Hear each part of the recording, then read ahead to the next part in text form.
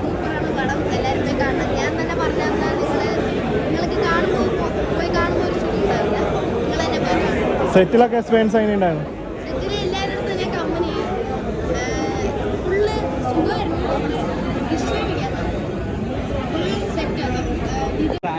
ഒരു വിശ്വാസം പടം മോശമാകുന്നുള്ളത് അത് കാത്തുസൂക്ഷിച്ചിട്ടുണ്ട്. First Hafil Dhyan and Nivin combo നന്നായി വർക്കൗട്ടായിട്ടുണ്ട്. കൂടുതലും ഒരു കോമഡി പടമാണെന്ന് വിചാരിച്ച് വരില്ല. കാരണം ഫസ്റ്റ് ട്രെയിലറാണ് ഇപ്പോൾ എല്ലാവരും വിചാരിച്ചൊരു കോമഡി പടം. കോമഡി പടം അല്ല, കോമഡി കുറച്ചുണ്ട്, അത് വർക്കൗട്ടായിട്ടുണ്ട്. പിന്നെ ഫസ്റ്റ് ഹാഫ് മൊത്തം കുറച്ച് കോമഡിയും കുറേ നമ്മുടെ ഇന്ത്യൻ പൊളിറ്റിക്സിനെ നോക്കിയ കാര്യങ്ങളാണ്. ആൻഡ് കുറേ സീൻസൊക്കെ അത്യാവശ്യം രോമാഞ്ചം വരുന്നതാണ്. സോ ഫസ്റ്റ് ഹാഫ് കണ്ടപ്പോൾ ഞാൻ വിചാരിച്ചത് സെക്കൻഡ് ഹാഫ് ആ ഒരു മീറ്ററിലാണ് പോകുന്നത്. ബട്ട് ഫോർ എ ചേഞ്ച് സ്ഥിരം ഡിജോ പാറ്റേണിൽ നിന്ന് മാറി ഒരു ഇമോഷൻ ട്രാക്കാണ് പിടിച്ചത്. ഒരു പാകിസ്ഥാനി ഇന്ത്യയിൽ നിന്ന് വന്നൊരു മലയാളി നമ്മളുള്ള ഒരു ഫ്രണ്ട്ഷിപ്പ് ബോണ്ട് അത് നന്നായി വർക്കൗട്ടായിരുന്നു. ഒരു ഇമോഷണൽ ട്രാക്ക് നന്നായി വർക്കൗട്ടായി. ക്ലൈമാക്സ് ഒക്കെ ആകുമ്പോൾ നല്ലൊരു മെസ്സേജ് ആയിരുന്നു. പഠിത്തം അതിനെപ്പറ്റി ഇമ്പോർട്ടൻസ് ഉണ്ട്, പൊളിറ്റിക്സ് നന്നായി മോക്ക് ചെയ്യുന്നുണ്ട് എന്ന അവസാനം ഒരു മെസ്സേജും ഉണ്ട്. Not the best from them but it's a good one. And Nivin നന്നായി ചെയ്തു. നിവിൻ സ്ട്രോങ് ആയിട്ടുള്ള ഏരിയ, അതായത് കോമഡി, ഇമോഷൻ, അതൊക്കെ അത്യാവശ്യം തന്നെ വർക്കൗട്ടായിട്ടുണ്ട്. സ്ക്രീനിൽ നല്ല രസം ഉണ്ടായിരുന്നതാണ്. ആൻഡ് സോ നിവിൻ്റെ ഒരു കംബാക്ക് വേണമെങ്കിൽ പറയാം. അത് ഭയങ്കര സ്ക്രീൻ സ്പേസ് വളരെ കുറവാണ്. ബട്ട് ആ തമാശ കുറച്ച് നന്നായി വർക്കൗട്ടായിട്ടുണ്ട്. അത് പറഞ്ഞാൽ അജുവിന് പറ്റിയൊരു ക്യാരക്ടർ തന്നെയാണ്. അജുവിൻ്റെ റെഫറൻസ് ഈ മൂവിയിലുണ്ട്, അത് രസമുണ്ടായിരുന്നു. ബട്ട് ഇവർ ധ്യാനം കോമ്പോ സ്ക്രീൻ ടൈം കുറച്ചുകൂടി, ബട്ട് ഇറ്റ്സ് ഗുഡ്. പടം എവിടേക്ക് ആടുജീവിതത്തിലോട്ട് പോകുന്നു കണ്ടുകൊണ്ടിരുന്നപ്പോൾ ചെറുതായിട്ടൊരു പേടി വന്നായിരുന്നു. ആ ഒരു തീം സെക്കൻഡ് ഹാഫ് സ്റ്റാർട്ട് ചെയ്യുമ്പോഴേക്ക് നമ്മളിത് ഒരു 2-3 മുമ്പ് കണ്ട ആടുജീവിതം. പക്ഷെ അവിടെ അതിനല്ല ഇമ്പോർട്ടൻസ്. ഞാൻ പറഞ്ഞില്ല, ഈ പാകിസ്ഥാനി ആളുള്ളൊരു ബോണ്ട്, ഫ്രണ്ട്ഷിപ്പ് ബോണ്ട്, ടിക്കറ്റ് 43-ൽ ആ ഒരു വൈബ് എന്ന് വേണമെങ്കിൽ പറയാം. ആ ഒരു വൈബും അതിൻ്റെ ഒരു എക്സ്റ്റൻഷൻ പോലെ ക്ലൈമാക്സിലൊരു മെസ്സേജ് പേടിച്ച്. നിവിന് ഇനിയും മെലിഞ്ഞിട്ട് വല്ലതും വരുമൊന്നുമില്ല ലാസ്റ്റ് ക്ലൈമാക്സിൽ. നിവിൻ പോളി മെലിഞ്ഞിട്ട് വല്ലതും വരുമെന്ന് പേടിച്ചായിരുന്നു. ഇല്ല, നിവിൻ എങ്ങനെ ആയിക്കോട്ടെ എന്നെ ബോഡി ഷേപ്പിംഗ് ചെയ്യാതെ പട്ടികളെ എന്ന് പടം അടിപൊളി പടം, ഭയങ്കരമായിട്ട് ഇഷ്ടപ്പെട്ടു. നിവിൻ്റെ ഒരു കംബാക്ക് തന്നെയാണ്. പിന്നെ എസ്പെഷ്യലി പറയാനുള്ളത് ഡിജോണൻ ഷാരിസിൻ്റെയും ആ ഒരു കോംബോ, അത് റൈറ്റ് ഡയറക്ടർ കോംബോ അത് ഭയങ്കരമായിട്ട് വർക്ക് ചെയ്തിട്ടുണ്ട്. പിന്നെ ജെയ്ക്സ് ബിജോയുടെ മ്യൂസിക് അടിപൊളിയായിരുന്നു. ഭയങ്കര ഒരു പൊളിറ്റിക്കൽ സ്റ്റേറ്റ്മെൻറ്റ് പടത്തിലൂടെ പറയുന്നുണ്ട്. എല്ലാ മലയാളികളും ഇത് കാണണം. ഒരു വണ്ടർഫുൾ മൂവിയാണ്. 2024 വൺ ഓഫ് ദി ബെസ്റ്റ് മൂവിയാണ്. ട്രെയിലറിൽ നമ്മൾ വിചാരിക്കുന്നത് ഒരു കോമഡി പടമാണ്. പക്ഷേ നമ്മൾ ഓൾറെഡി ഇന്നലെ കഴിഞ്ഞ ദിവസം ടീച്ചർ ഇറങ്ങിയപ്പോൾ മനസ്സിലായി ഇതിലൊരു സീരിയസ് എന്തോ കാര്യം പറയാനുണ്ടെന്ന്.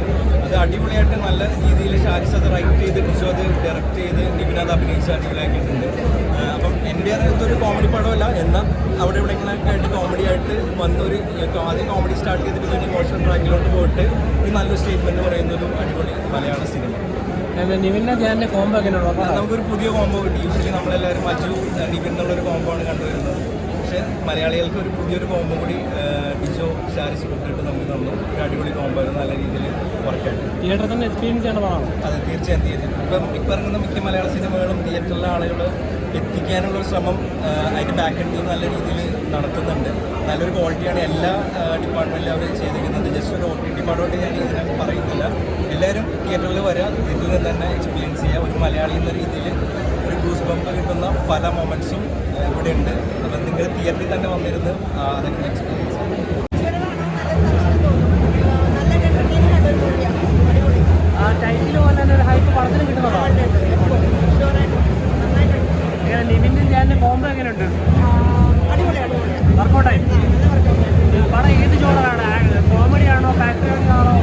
എല്ലാം കൂടെ മിക്സ്ഡ് ആണ്. ഫാമിലി ഉണ്ട്, നല്ല എന്റർടൈനിങ് ആണ്, കോമഡീസ് നല്ലതുണ്ട്, എല്ലാം കൂടെ മിക്സ്ഡ് ആണ്. തിയേറ്ററിൽ തന്നെ എക്സ്പീരിയൻസ് ചെയ്യണം. അതിന്റെ ഫോട്ടോഗ്രാഫിക്കൊക്കെ ഭയങ്കര പ്രത്യേകതയുണ്ട്. നമുക്ക് തിയേറ്ററിൽ വന്നാലേ അത് ശരിക്ക് കാണാൻ എൻജോയ് ചെയ്യാൻ പറ്റുന്നുള്ളൂ. മനുഷ്യരെ കുറച്ചേ ഉള്ളൂ. അതെന്തെങ്കിലും അങ്ങനെ ഒരു ഫീൽ ചെയ്യുന്നുണ്ടോ? കുറച്ചായിരിക്കും കുറച്ചുകൂടെ സ്പേസ് കൊടുക്കായിരുന്നു. അങ്ങനത്തെ ഒരു ഫീലൊന്നും വരുന്നില്ല. ആളുടെ പോർഷൻ ആൾ നന്നായി ചെയ്തിട്ടുണ്ട്. പിന്നെ കുറച്ചുകൂടി ഇമ്പോർട്ടൻസ് വരുന്നത് മീൻകോളിക്കും ധ്യാനൊക്കെയാണല്ലോ. ഓരോ സ്റ്റോറി ഒരു ടൈപ്പ് രഞ്ജിക്കുള്ള നന്നായിട്ട് പെർഫോം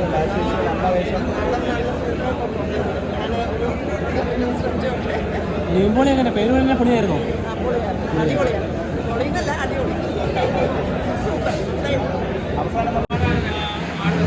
ഇല്ലെങ്കിൽ കൂടി അവരെല്ലാവരും ഉള്ളവർ നല്ല രീതിയിൽ തന്നെ ചെയ്തിട്ടുണ്ട്.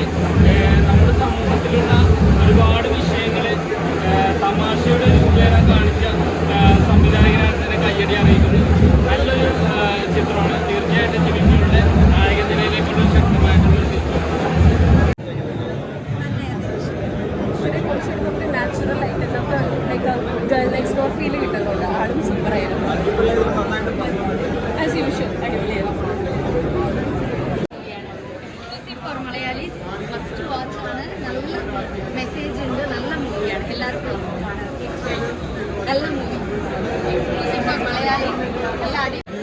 അതിശക്തമായിട്ടുള്ള തിരിച്ചുവരവാണ്. ഗംഭീര പെർഫോമൻസ് എന്ന് പറയാം.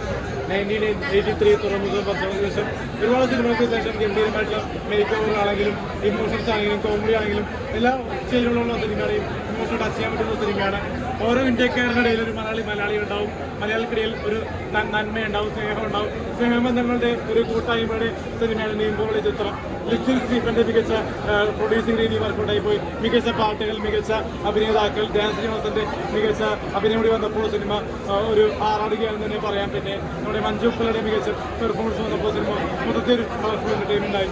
അപ്പോൾ എന്റർടൈൻമെന്റ് സിനിമയ്ക്ക് വേണ്ടിയുള്ള ചെലവ് മികച്ച നന്മ നിറഞ്ഞൊരു ഫാമിലി എന്റർടൈൻമെന്റ് തന്നെ പറയാം. അനശ്വര എന്ന് പറഞ്ഞ പെൺകുട്ടി ഒരു മികച്ച രീതിയിൽ തന്നെ ഒരു ഫസ്റ്റ് ഹാഫിലും സെക്കൻഡ് ഹാഫിലും നല്ല രീതിയിൽ തന്നെ പെർഫോം ചെയ്തിട്ടുണ്ട്. ലവ് സോങ്ങൊക്കെ മികച്ചതായിട്ട് വർക്കൗട്ടായി പോയി. അനശ്വരയുടെ നിവിന്റെ ഒരു കോംബോ വർക്കായി തോന്നുന്നുണ്ടോ ജോഡി? അനശ്വരൻ നിവിനുമായിട്ട് ആദ്യമായിട്ടാണ് അഭിനയിച്ചിരിക്കുന്നത്. നല്ലപോലെ നല്ല വർക്കൗട്ടായി പോയിട്ടുണ്ട്. Thank you. പടത്തിന് വരുമ്പോൾ ആള് ഫ്രീ ആയിട്ട് വന്ന് പണം പറഞ്ഞു ബാക്കിയെല്ലാം നല്ലൊരു വൈബായിരുന്നു. ആദ്യമായിട്ട് കാണുന്നു. ഇല്ല ഇപ്പോൾ ആദ്യമായിട്ടാണ് ഫുള്ള് കോമഡി ചിരിച്ച് ആഘോഷം കണ്ടത്. കുറച്ച് വിഷമമൊക്കെ തോന്നി. നമ്മൾ അറിയില്ല ഈ കോമഡി ഒന്ന് ചേഞ്ച് ആവണമെന്ന് നമുക്ക് മനസ്സിലാവില്ല. ലാസ്റ്റ് എത്തുമ്പോൾ നമ്മൾ ചെറുതായിട്ടൊന്നായിരുന്നു. മൊത്തത്തിൽ അടിപൊളി ഹിറ്റ് ഉറപ്പായിരുന്നു.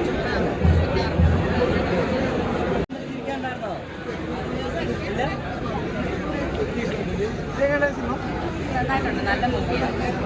ഒത്തിരി കാര്യങ്ങൾ കവർ ചെയ്യുന്നുണ്ട്. കോമഡി വർക്കൗട്ട് നന്നായിട്ടുണ്ട്. ഒത്തിരി പറയാനുണ്ട്. ഞാൻ ഇവരുടെ എല്ലാ ഹോൾ ക്രൂവിൻ്റെ ഒപ്പം ഞാൻ വർക്ക് ചെയ്തതെന്ന് പറയുക ഇത് പൊളിക്കും. ഞാൻ കഴിഞ്ഞ പ്രാവശ്യം പറഞ്ഞിരുന്നത് നമ്മൾ അഭിപ്രായം പറയുമ്പോൾ നമ്മുടെ ഈവൻ എനിക്ക് ഫസ്റ്റ് ഷോയെക്കാട്ടിലും സെക്കൻഡ് ഷോയും തേർഡ് ഷോയും ഒക്കെയാണ് ജനങ്ങൾ ചോദിക്കേണ്ടതെന്ന് തോന്നുന്നു. കാരണം ഫസ്റ്റ് ഷോയിൽ ഒട്ടുമിക്ക ആൾക്കാരും നമ്മുടെ കുടുംബക്കാരും നമ്മുടെ ഫാമിലി, നമ്മുടെ ഫ്രണ്ട്സും ഒക്കെ ആയിരിക്കും. അപ്പം എനിക്ക് തോന്നുന്നു നിങ്ങൾ സെക്കൻഡ് ഷോയും തേർഡ് ഷോയൊക്കെ ആയിട്ട് പോയി അന്വേഷിക്കുന്നതായിരിക്കും നല്ലത്. ഓക്കെ, അഫ്കോഴ്സ് എനിക്ക് ഇഷ്ടപ്പെട്ട ഒരു മൂവിയാണ്. ഞാനിപ്പോൾ ചെയ്ത പടങ്ങളെക്കാളും ഡിഫറെൻ്റ് ആയിട്ടുള്ള ക്യാരക്ടറും ഡിഫറെൻ്റ് ആയിട്ടുള്ള ഒരു ജോണറുമാണ് ഈ മൂവിയിലുള്ളത്. അതും രാഷ്ട്രീയമൊന്നും അല്ല വേണ്ടത്, മനുഷ്യത്വമാണ് വേണ്ടതെന്ന് പറയുന്നു. നർമ്മവും നമ്മളെപ്പോലുള്ള സാധാരണക്കാരുടെ ജീവിതവും ഒക്കെ പറയുന്ന സിനിമയാണ് മലയാളി ഫ്രം ഇന്ത്യ. അതിൻ്റെ പേരിൽ തന്നെ ഉണ്ട്. എന്താ പറയാനുള്ളത്, നിങ്ങളെല്ലാവരും നിങ്ങൾ കണ്ടിട്ടില്ല, ഫസ്റ്റ് ഷോ അല്ലേ? നിങ്ങൾ കാണും. നിങ്ങൾ തന്നെ മെസ്സേജ് ഉണ്ട്. ബിൽബോർഡിയുടെ തിരിച്ചുവരവാണ്. കോമഡി സെന്റിമെന്റ്സ് എല്ലാം ഉണ്ട്. പടം ഹിറ്റായിരിക്കും. ബിൽബോർഡിന്റെ ശക്തമായ തിരിച്ചുവരവാണ്. ഞാൻ സിനിമ അഭിനയിച്ചു. അടിപൊളി സിനിമയാണ്. കോമഡി ഉണ്ട്, കരച്ചിലുണ്ട്, പിന്നെ ഒരു വിജയം എന്നൊക്കെ പറയാം. നീയല്ല നീമ്പോളിനെ പേടിപ്പിക്കുന്നേ? ശരിക്കും പേടിപ്പിച്ചോ? നീമ്പോളി നിന്നെയാണ് പേടിപ്പിച്ചത്? നീയാണ് ഞാൻ പേടിപ്പിച്ചു, നീ വിളിച്ചിട്ട് തന്നെ പേടിപ്പിച്ചു. പേടിപ്പിച്ചു.